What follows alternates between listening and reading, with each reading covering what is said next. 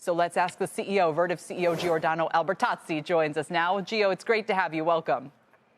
Thank you, Kelly. Great being with you. I'm feeling more and more persuaded that the play here in the long run is going to be on, consumer apps and not so much on AI infrastructure. Maybe you can persuade me that I'm wrong. Two things I would like to do.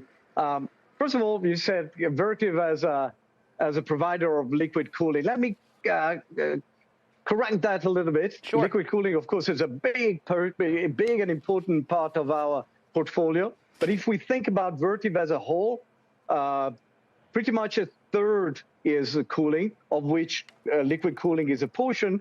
A third is power. So Vertiv is really kind of the entire infrastructure for data center.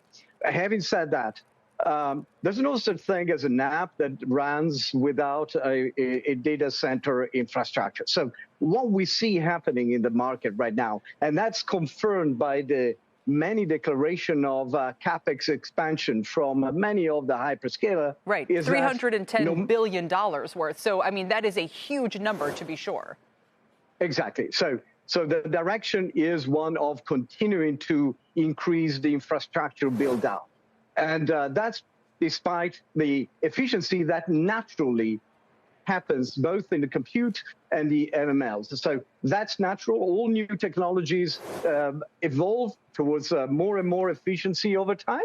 That's true also in this case. This drives more use, more adoption, more AI dissemination, more infrastructure, more data center. So why did your first quarter outlook come in light? What happened with those lowered organic sales expectations?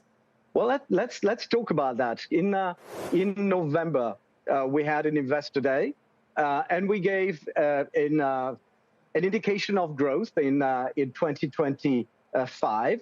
And when we look at our 2025 revenue guidance now, it's higher than the guidance in November.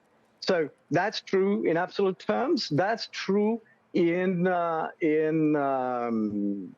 terms of growth relative to the point we were in November. We had a very strong Q4, of which we are very proud of.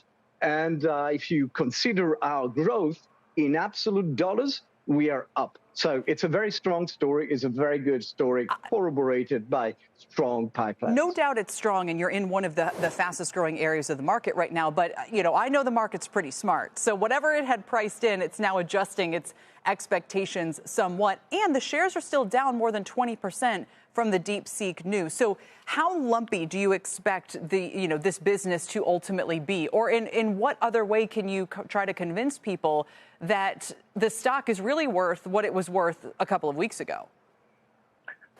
Look, I think the message here is one of a company that kept delivering on its financial targets and beating the financial targets.